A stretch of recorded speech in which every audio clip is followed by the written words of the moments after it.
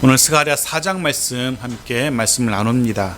잠시 그 전 1장부터 3장까지 내용을 잠깐 복습해 보겠습니다.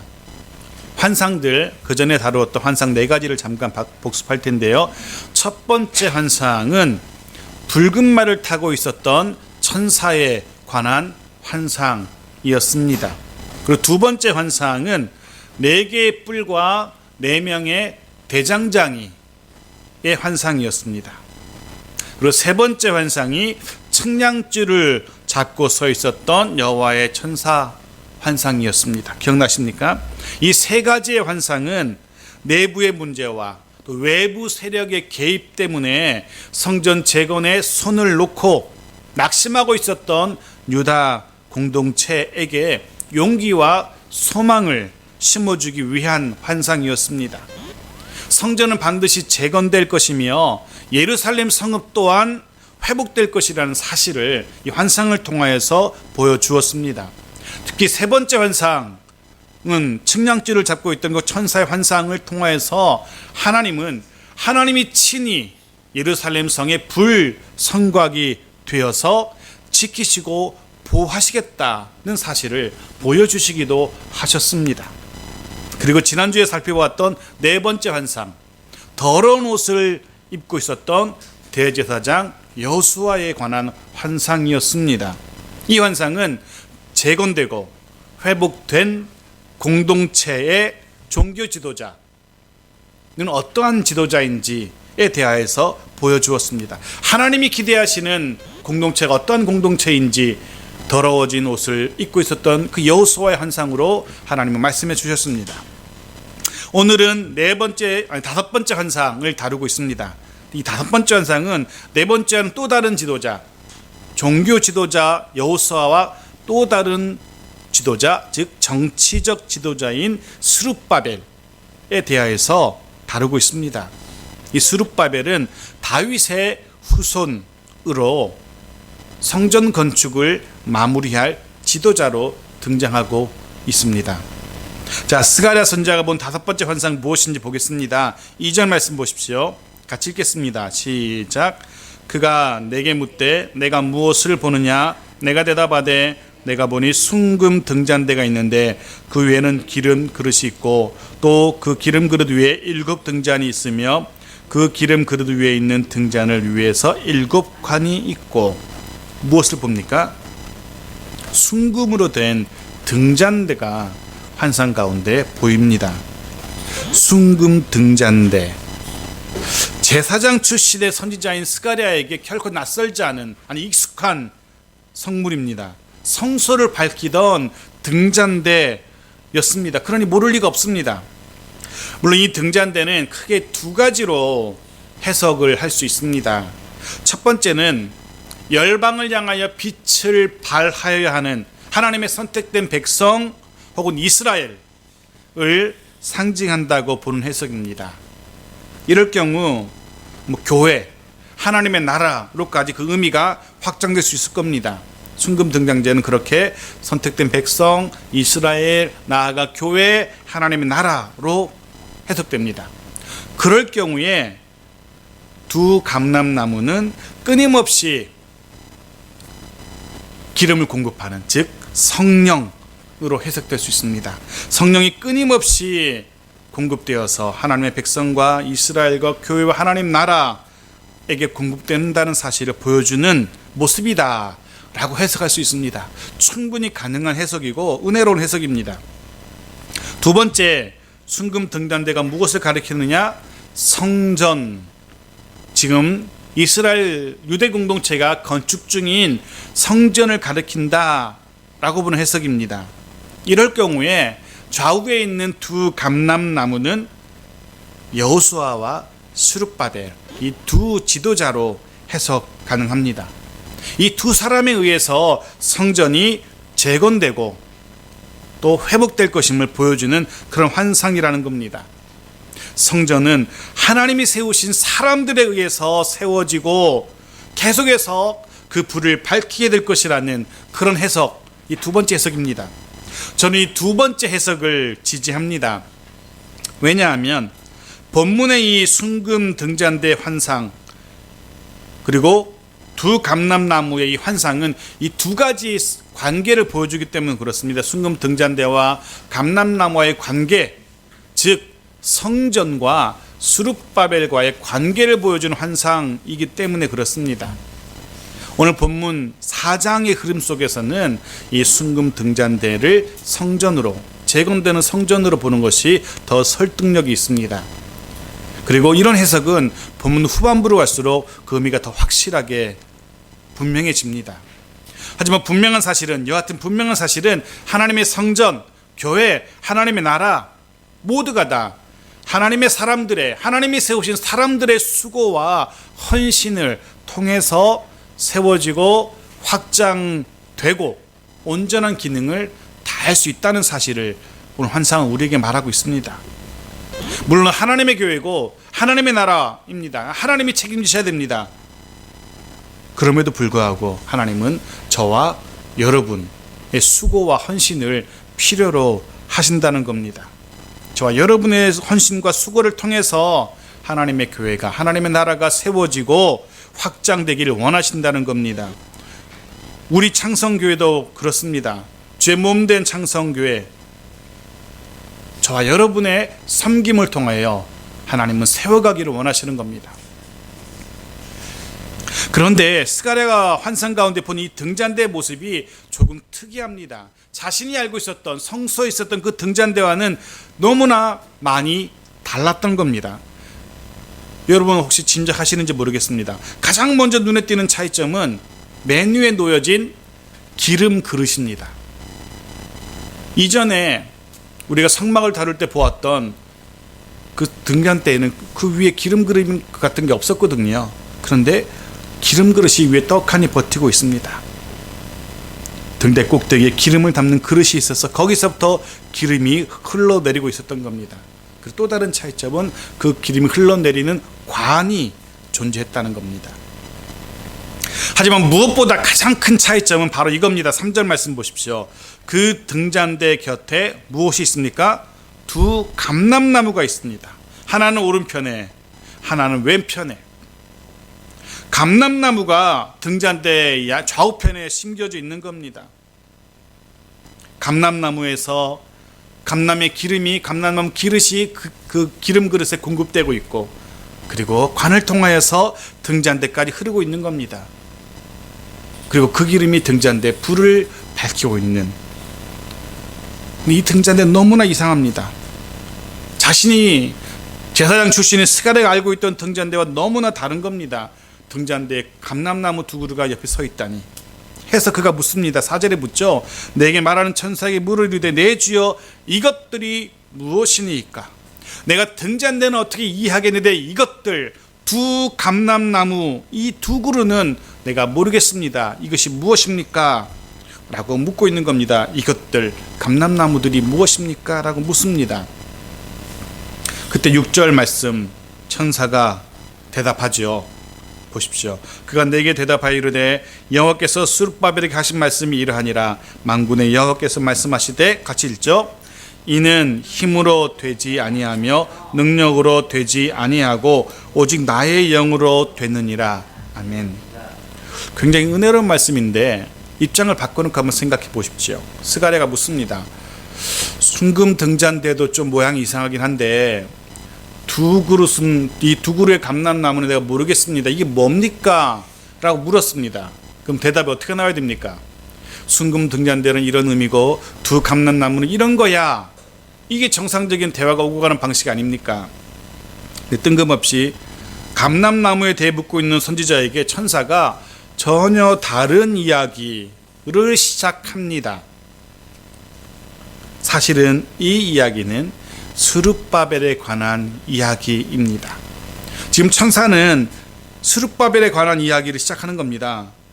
여호와께서 스룹바벨에게 하신 말씀이라 하면서 딴 이야기를 지금 시작하고 있는 것 같습니다. 그런데 실제로는 딴 이야기가 아닙니다. 이 환상의 전체적인 의미를 설명하기 시작하는 겁니다. 즉, 이 환상은 스룹바벨에 관한 환상이야 라면서 천사가 지금 말을 시작하고 있는 겁니다. 스룹바벨은 지금 성전의 재건을 위해서 공사를 지휘하고 있는 유대 총독이었습니다. 전사는 지금 이 환상을 스룹바벨에 관한 환상이야, 이제 그 의미를 설명해 줄게 라고 이야기를 시작하십니다. 그러면서 제일 먼저 그가 이렇게 말씀했습니다. 힘으로 되지 않아, 능력으로 되지 않아, 오직 나의 영으로만 돼 라고. 무엇이 되지 않는다는 겁니까? 스룹바벨에게 지금 이야기를 합니다. 무엇이 되지 않는다고? 성전 재건이 되지 않는다고. 힘으로 능력으로는 되지 않는다고. 성전의 재건이 사람의 힘이나 사람의 능력으로 되지 않는다는 겁니다. 본문에 나타난 이 힘이라는 단어는 히브리어 단어는 하일이라는 단어인데요, 때로는 육체적인 힘을 의미하기도 하고, 또 때로는 같은 단어가 보물, 보화, 재물로 해석되기도 합니다. 또 때로는 많은 군대로도 해석이 됩니다. 다 같은 한 단어인데, 하일이라는 단어 하나인데 때로는 힘으로, 때로는 보화로, 때로는 군대로 해석되는 그런 단어입니다. 즉 성전의 재건이 사람이 가지고 있는 재물이나 사람이 가지고 있는 힘이나 혹은 동원할 수 있는 많은 사람들의 힘, 이것으로 되지 않는다는 겁니다. 물론 오해해서는 안 되는 게, 그런 인간의 재물이나 인간의 힘이 필요하지 않다는 게 아닙니다. 그것만으로는 안 된다는 겁니다. 인간의 수고와 인간의 헌신만으로는 하나님의 일이 안 된다는 겁니다. 무엇이 더하여져야 한다는 겁니까? 하나님의 영, 나의 영이 더하여져야만 된다는 겁니다. 천지를 창조하시고 홍해 바다도 가르셨던, 죽은 자도 살리셨던 그 하나님의 영이 더하여져야만 된다는 겁니다. 물론 성전 재건의 일만 의미하는 건 아닙니다. 물론 본문은 성전 재건의 일이 사람의 힘이나 사람의 재물이나 사람의 많음으로 되는 것이 아니라고 의미하지만, 우리의 모든 일이 다 그렇습니다. 우리의 삶의 현장 그 속에서 우리 삶의 순간순간 내 힘으로, 내 능력으로 되지 않는 일 많이 경험합니다. 아니, 그런 일들이 더 많습니다. 그러기에 우리는 더 이상 나의 힘만으로는, 나의 재주만으로는, 나의 수고만으로는 되지 않는구나는 것을 솔직히 인정할 수 있어야 되는 겁니다. 그리고 나서 어떻게 해야 됩니까? 하나님의 영을, 하나님의 도우심을 구해야 하는 것입니다. 고집스럽게 내가 할 수 있어, 아둥바둥 하는 것이 아니라, 내가 동원할 수 있는 재물로, 내가 동원할 수 있는 힘으로 얼마든지 할 수 있어, 고집할 게 아니라는 겁니다. 하나님의 영의 도우심을 구하는 겁니다. 그럼 하나님이 어떻게 도우십니까? 7절 말씀 보십시오. 같이 읽죠. 시작. 큰 산아, 내가 무엇이냐? 내가 스룹바벨 앞에서 평지가 되리라. 그가 머릿돌을 내놓을 때 은총이 그에게 있을지어다 하리라 하셨고, 하나님의 영의 도우심으로 큰 산이 평지가 될 겁니다. 큰 산은 스룹바벨이 진행하고 있는, 지휘하고 있는 성전의 재건을 막아서는, 방해하는 세력, 장애물을 의미합니다. 때로 외부의 세력이 성전 재건을 방해하곤 합니다. 또 때로는 내부의 같은 편이라고 생각했던 사람들이 스룹바벨을 힘들게 하고 그의 어깨를 더 축 늘어지도록 하는 그런 일들도 있곤 했습니다. 그런 일들이 큰 산처럼 스룹바벨 앞에 놓이곤 했던 겁니다. 그때 하나님께서 어떻게 하신다는 겁니까? 하나님의 영이 도우시면 그 모든 큰 산들이 무엇이 되리라? 평지가 될 겁니다. 하나님의 영이 그렇게 하신답니다. 도우시는 하나님의 영 앞에서, 도우시는 하나님의 성령 앞에서 그 어떤 장애도, 그 어떤 문제도 더 이상 문제가 되지 않고 걸림이 되지 않는다는 겁니다. 분명 우리도 하나님의 말씀을 믿고 따르곤 합니다. 따릅니다. 그런데도 불구하고 때로 장애 만납니다. 문제 있습니다. 그 장애 때문에, 그 문제 때문에 힘이 들곤 합니다. 나름 열심히 신앙생활 한다고 하는데 하는 일마다 여의치 않을 수 있습니다. 뜻대로 되는 거 없습니다. 하나도 없습니다. 지치고 낙심됩니다. 하루하루가 힘이 듭니다. 언제까지 이렇게 살아야 할지 힘이 듭니다. 도저히 내가 어찌할 수 없는, 도저히 내가 감당할 수 없는 큰 산처럼 느껴집니다. 어떻게 해야 됩니까? 하나님의 영의 도우심을 구해야 되는 겁니다. 하나님께서 큰 산과 같은 그 모든 문제들 하나님께서 평지가 되게 하실 겁니다. 스룹바벨의 성전 재건을 방해하던 모든 장애와 문제들 하나님의 영이 해결하십니다. 자, 7절 말씀 보십시오. 어떻게 되었습니까?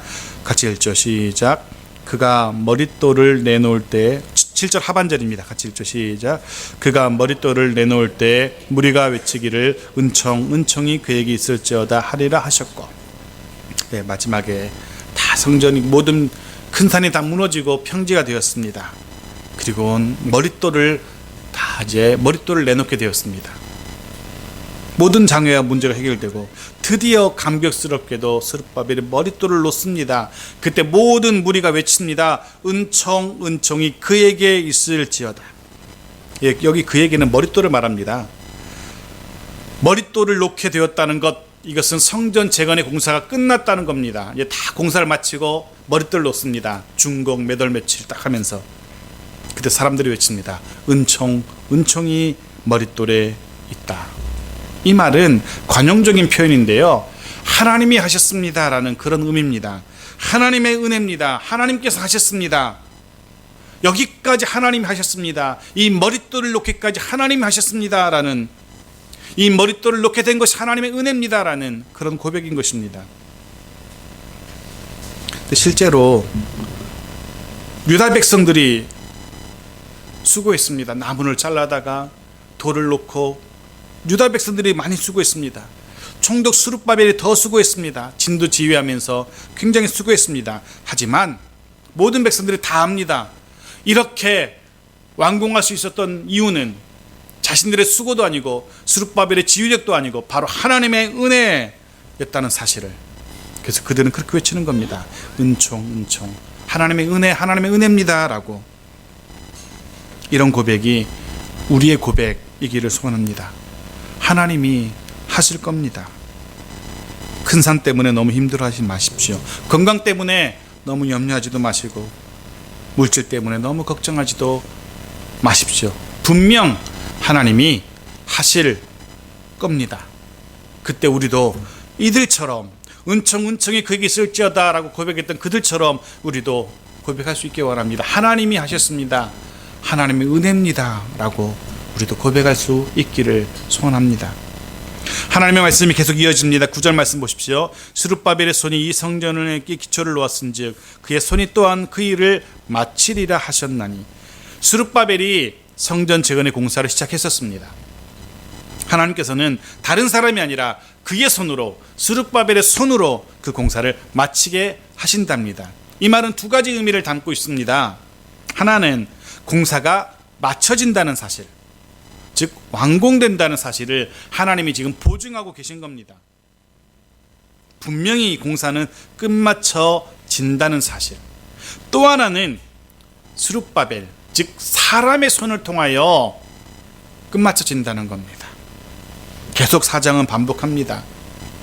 하나님의 일이지만 사람의 수고를 통하여 끝마쳐지게 될 겁니다. 물론 그 일을 하나님 하시겠지만 하나님께서는 사람의 수고와 헌신을 통하여서도 그 일을 하기를 원하시는 겁니다. 분명 얼마든지 하나님 홀로, 그 능하신 손길로 얼마든지 홀로 뚝딱 하룻밤에도 성전을 지어낼 수 있으신 하나님이십니다. 그런데 하나님은 그렇게 하지 않으십니다. 그러면 참 좋을 것 같은데, 우리도 힘들지 않고 우리도 마음고생하지 않고 하나님이 뚝딱 하나님의 기적적인 방법으로 해내시면 얼마나 좋겠습니까? 그런데 하나님은 그렇게 하지 않으십니다. 이스라엘 역사가 그것을 우리에게 보여줍니다. 아말렉을 진멸할 때 얼마든지 홀로 하실 수 있으셨습니다. 땅을 갈라지게 하든지 하늘에서 우박을 내리든지 하나님의 손으로 얼마든지 아말렉 진멸할 수 있었는데도 하나님은 그렇게 하지 아니하셨고 어떻게 하셨습니까? 여호수아와 함께 백성들로 하여금 싸우게 하셨습니다. 여호수아가 나아가서 칼을 들고 싸우게 하신 겁니다. 여리고성을 무너뜨릴 때 얼마든지 이스라엘 수고스럽게 안 하고 그냥 하루아침에 무너지게 할 수 있으셨습니다. 하지만 하나님 그렇게 하지 않았습니다. 굳이 이스라엘을 수고로이 그 성벽을 돌게 하셨던 겁니다. 하나님은 하나님의 사람들의 헌신과 섬김과 수고를 보기를 원하십니다. 그 일을 통하여서 하나님은 하나님의 일을 이루기를 원하셨던 겁니다. 저는 우리 창성교회를 위해서 기도할 때마다 그렇게 기도합니다. 분명히 하나님이 허락하신 교회입니다. 하나님이 이끌어 주시길 기도합니다. 그러면서 이 교회를 통하여 이루고자 하신 하나님의 일들 하나님께서 이루어 주시길 기도합니다.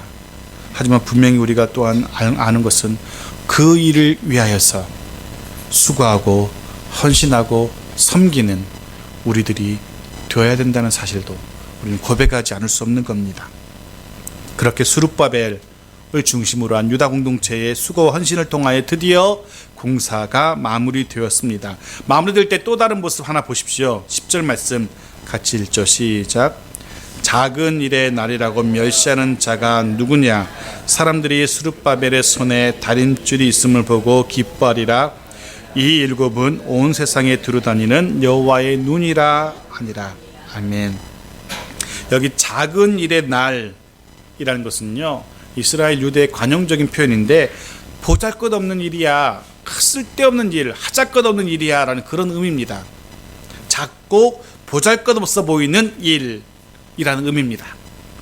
작은 일의 날, 뭐 이런 작은 자잘한 일을 하는 날, 뭐 이런 의미로서 보잘것없는 일.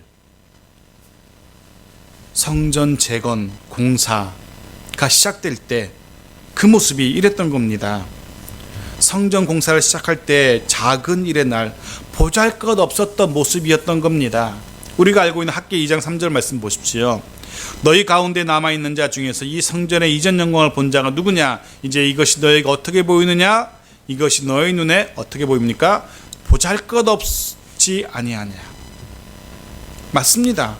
학개서가 기록하듯이 정말 작고 보잘것없어 보였던 성전 재건 공사의 시작이었습니다. 해서 사람들이 비웃고 조롱하고 멸시합니다. 작은 일의 날이라고. 그것도 그 비웃음과 조롱과 멸시가 외부 사람들의 조롱이 아니었습니다. 외부 대적들의 멸시가 아니었습니다.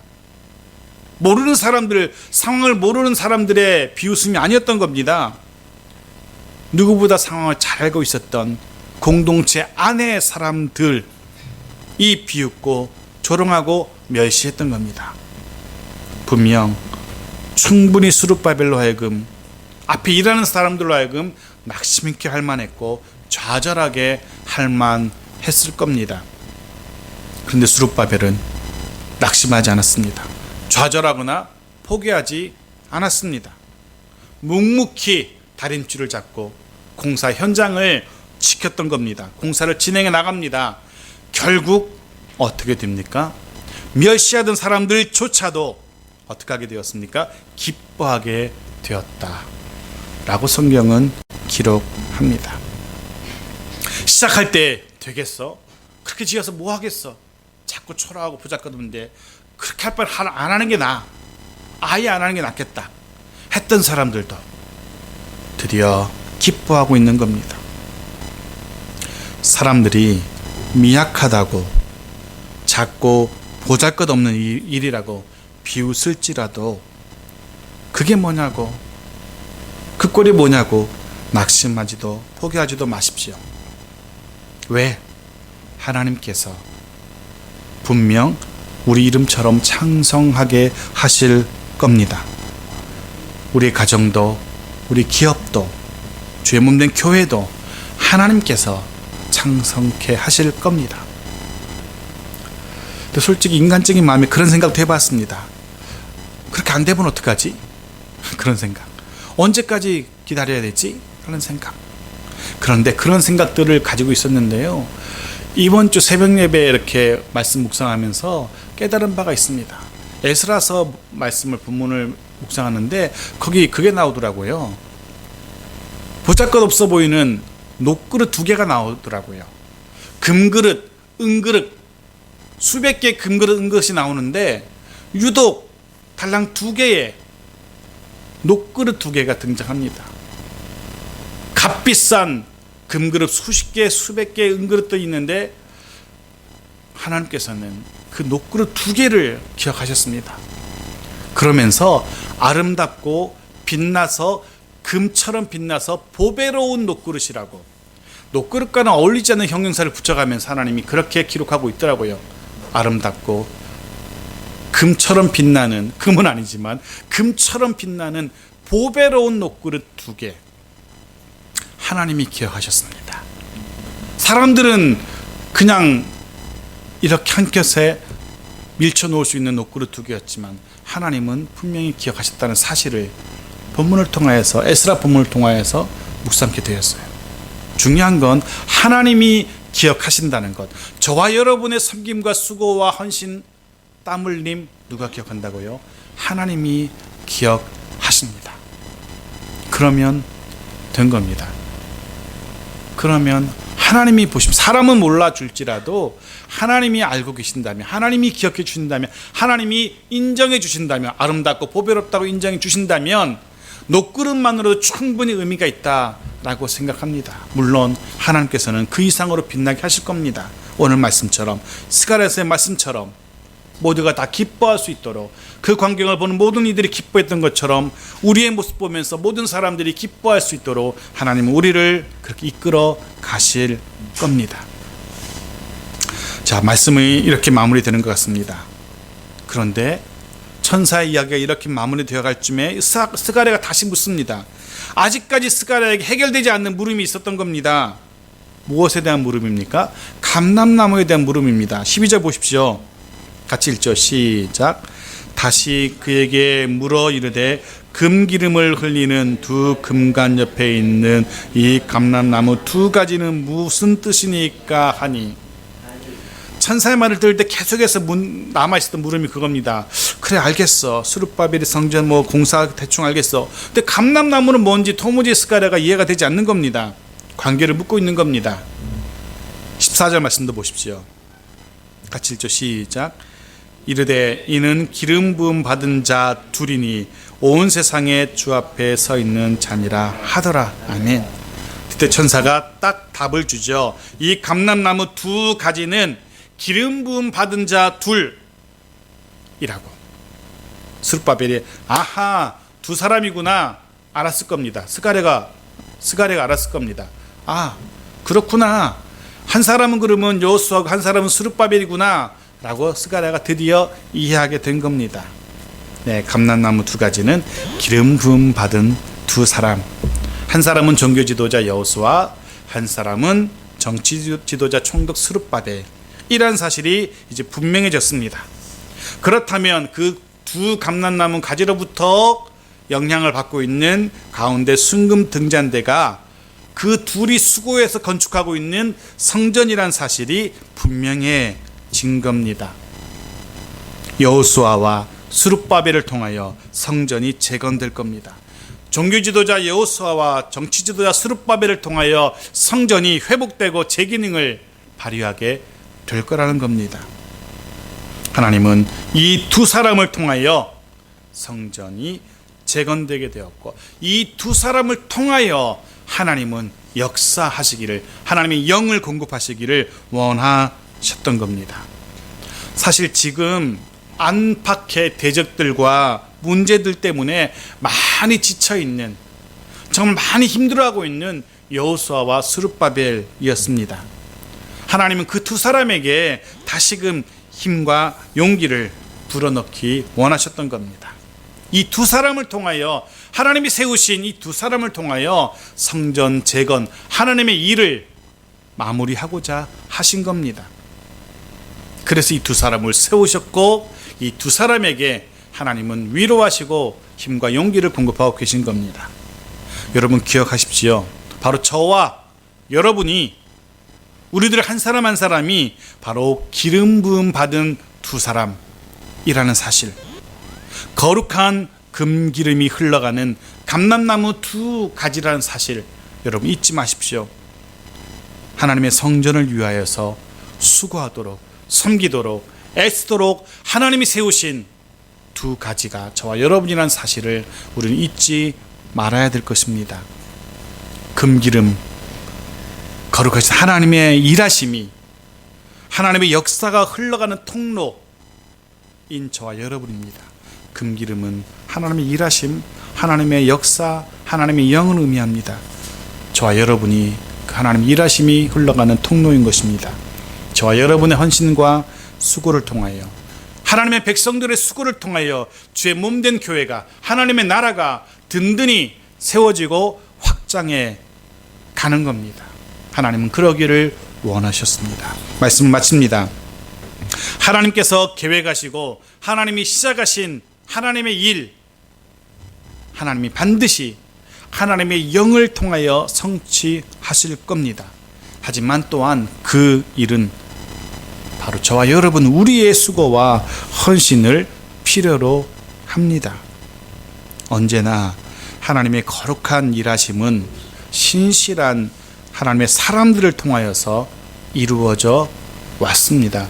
비록 소수일지라도 하나님의 뜻에 무릎 꿇은, 하나님의 역사심에 동원된 신실한 하나님의 사람들을 통하여 하나님의 역사는, 하나님의 일하심은 이어져 왔다는 사실을 우리는 기억해야 됩니다. 바라기는 우리 창성교회를 위하여, 또 창성교회를 통하여 하나님의 역사가 이어지기를 소원합니다. 저와 여러분을 통하여서도 하나님의 거룩한 일하심이 이어져 가기를 간절히 소원합니다. 비록 지금은 미약하다 할지라도, 보잘것없다 할지라도 우리의 삶의 모습이, 우리 가정의 일들이, 우리 기업의 일들이 그렇다 할지라도 낙심할 필요 없습니다. 심지어 주변에서 혹은 우리 아는 사람들이 작은 일이라고 조롱하고 비웃는다 할지라도 낙심할 필요 없습니다. 현실이 어렵다고 포기하지 말아야 됩니다. 왜? 하나님의 영이 우리와 함께 하시기 때문에, 그 영이 이루실 것이기 때문에, 그 영이 능과 힘을 공급하시길 것이기 때문에, 그날에 그렇게 이루게 하실 하나님께 우리는 고백할 수 있기 원합니다. 그렇습니다. 하나님께서 하셨습니다. 우리는 정말 아무것도 아니었는데 하나님께서 하셨습니다 라고 고백하며 노래하며 기뻐할 수 있는 우리 모두가 되기를 간절히 축원합니다. 아멘.